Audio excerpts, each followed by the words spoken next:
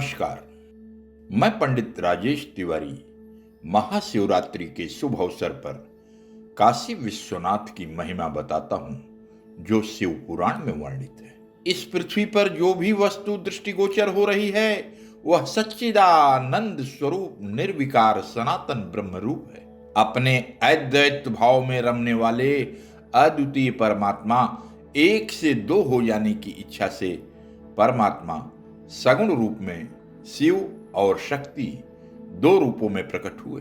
शिव पुरुष रूप में और शक्ति स्त्री के रूप में हुई। फिर इनसे प्रकृति और पुरुष की सृष्टि हुई। प्रकृति पुरुष माता पिता को न पाकर संशय में पड़ गए। फिर आकाशवाणी हुई कि तुम दोनों तपस्या करो, फिर तुमसे उत्तम सृष्टि का विस्तार होगा। प्रकृति और पुरुष बोले कि प्रभु, आपकी तपस्या के लिए कोई स्थान है ही नहीं, फिर हम दोनों कहाँ स्थित होकर तप करें। तब निर्गुण शिव ने तेज के सारभूत 5 कोस लंबा और चौड़ा शुभ एवं सुंदर नगर का निर्माण किया, जो उनका अपना ही स्वरूप था। उस नगर का निर्माण कर दोनों के लिए भेजा। वह आकाश में पुरुष के समीप आकर स्थित हो गया। तब पुरुष श्रीहरि ने उस नगर में सृष्टि की कामना से शिव का ध्यान करते हुए बहुत वर्षों तक तपस्या करी। उस समय उनके शरीर से श्वेत जल की धाराएं प्रकट हुई, जिनसे शून्य आकाश व्याप्त हो गया। यह देख भगवान विष्णु बोल उठे, ये कैसा अद्भुत दिखाई पड़ रहा है। जैसे ही उनका सिर हिला तो उनके कान की मणि गिर पड़ी। जहां मणि गिरी वह स्थान मणिकर्णिका के नाम से विख्यात हो गया। वह स्थान महान तीर्थ क्षेत्र बन गया। जब पूर्वोक्त जल राशि में पंचकोशी डूबने लगी तो भगवान शिव ने उसे अपने त्रिशूल पर धारण कर लिया। तब श्री विष्णु अपनी पत्नी के साथ वहीं पर शयन किए। उनकी नाभि से कमल प्रकट हुआ, उस पर ब्रह्मा जी प्रकट हुए। तदनंतर उन्होंने शिव की आज्ञा से अद्भुत सृष्टि की रचना करी। ब्रह्मा जी ने 14 भुवन बनाए। ब्रह्मांड का विस्तार महर्षियों ने 50 करोड़ योजन का बताया है। भगवान शिव ने सोचा कि ब्रह्मांड में कर्म पाश में बंधे हुए प्राणी मुझे कैसे प्राप्त करेंगे।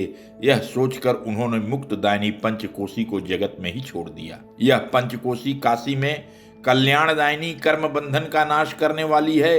यहाँ परमात्मा ने अविमुक्त लिंग की स्थापना करी है। प्रलय होने पर जब सारी पृथ्वी जलमग्न हो जाती है, तब भगवान शिव काशी को अपने त्रिशूल पर धारण कर लेते हैं। जब ब्रह्मा जी नई सृष्टि करते हैं, तब फिर से भगवान शिव उन्हें पृथ्वी पर छोड़ देते हैं। कर्मों का कर्षण करने से इसको काशी कहते हैं। काशी में अविमुक्तेश्वर लिंग सदा विराजमान रहते हैं। काशी में जीवों को सायुज्य नामक मुक्ति मिलती है। महापुण्यमयी पंचकोशी करोड़ों हत्याओं का विनाश करने वाली है। भगवान शिव की प्रिय नगरी काशी भोग और मोक्ष प्रदान करने वाली है। भगवान शिव कहते हैं कि वाराणसी पुरी मेरा गुह्यतम क्षेत्र है और सभी जीवों की मुक्ति का सर्वथा हेतु है। यहाँ सिद्धगण सदा भगवान शिव के रूप का दर्शन करते हैं और मुक्ति का लाभ पाते हैं। जानकर या अनजाने में यदि किसी की मृत्यु यहाँ हो जाती है तो उसे मोक्ष की प्राप्त होती है। यहाँ पर मरने वालों के लिए न ज्ञान की इच्छा है, न भक्ति की, न कर्म की और न दान की, न ही धर्म की, न ही पूजन की। अगर मनुष्य इस मोक्षदायक स्थान में निवास करता है, वह चाहे जैसे मृत्यु को प्राप्त हो, उसे मोक्ष की प्राप्ति होगी। यह भगवान शिव का वरदान है। ब्रह्मा आदि देवता भी इस महात्म्य को नहीं जान पाते, इसीलिए इसे अविमुक्त काशी क्षेत्र कहा जाता है। संचित कर्म यदि पाप कर्म हो तो काशी में गंगा स्नान कर महादेव का दर्शन कर नष्ट हो जाता है। काशी की विशेषता है कि यहाँ पर प्रारब्ध कर्म भी यदि शेष हैं तो उससे भी मुक्ति मिल जाती है। यह बाबा विश्वनाथ के दर्शन का फल है। ओम नमः शिवाय।